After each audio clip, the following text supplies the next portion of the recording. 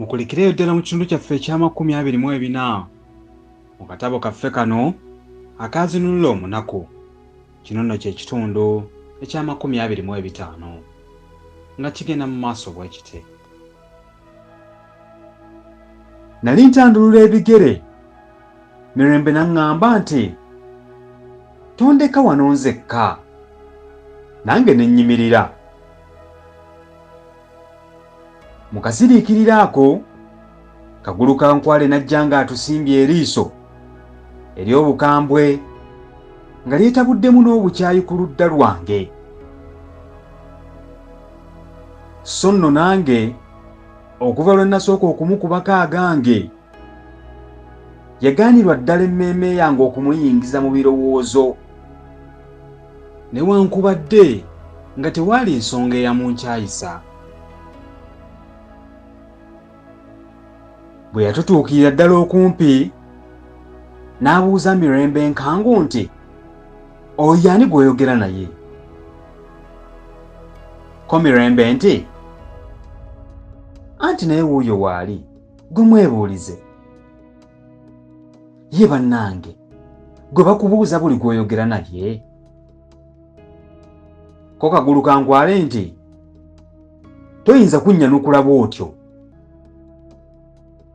Luno nno yabwatukanga ggulu, anti n'obugulu bwateruka, ng'agattako na kino nti, tomanyi bwe ndi musajja. Ko Mirembe nti, bw'otoyogera tebamanya bw'oli musajja. Ndowooza waliwo abasajja abalala nga ggwe, ate si kulwa nno nga bakusinga. Kagulu kwe kubuuza nti, ono amuwadde ebimuli binaani, si ggwe? Ko Mirembe nti, nedda si nze. Ko ye, kale oba si ggwe abimuwadde, mbuulira abimuwadde. Onnimba ompise musiru, sikulengedde ng'obimutonera.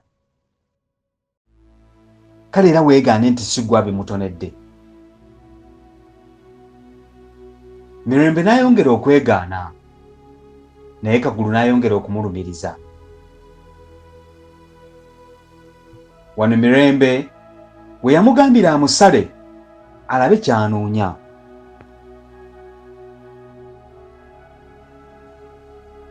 Kagulu kwe kuddamu nti, ntegedde akalenzi kano okaagala, era ndowooza bulijjo gy'ogenda. Simanyi n'okusula osulayo. So nno lwakunnyomoola yali tansinza kiwago. Kino nze kyankosa nnyo mu mmeeme yange, kubanga nawulira muli nga kissa ku linnya lyange obuzigamu. Mirembe n'amuddamu nekkaayu nti, ye omalira kyamalusugo, mbadde ogambye nti otegedde. Genda eka oloopenga bulijjo. Mwebale kuwuliriza kitundu kyaffe kino ekya25. Tusinkane ate mu kitundu ekya26.